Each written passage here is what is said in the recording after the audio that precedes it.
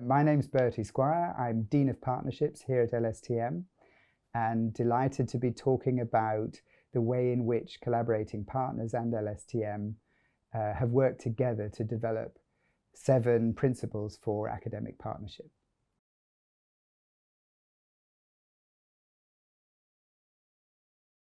So I always like to start by saying that this was not LSTM wanting to develop its own principles. It was really very much about wanting to reflect with partners on the way we've worked with many different organizations in low and middle income countries and think about that experience and what it might mean for how we can work in a fairer way in the future. And I've worked in LSTM for many years and was very conscious of many different long-term collaborations.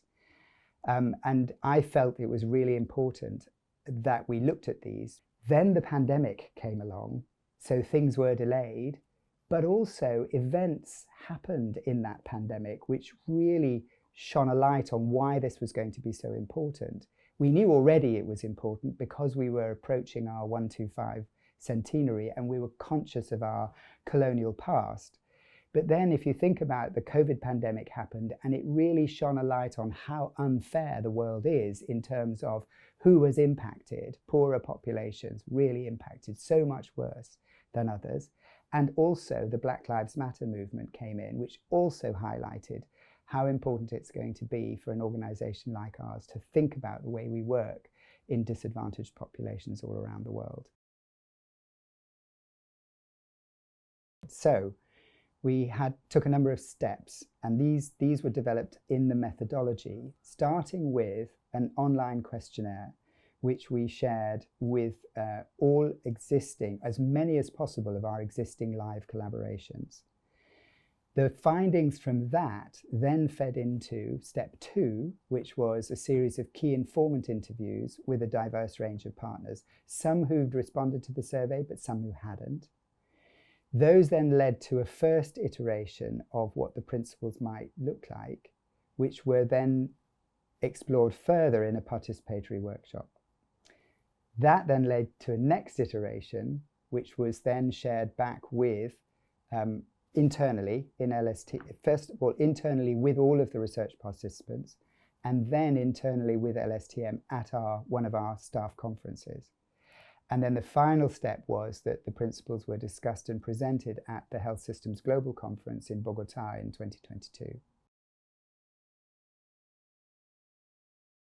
The first principle is about ensuring that everybody inputs to research design and agenda setting.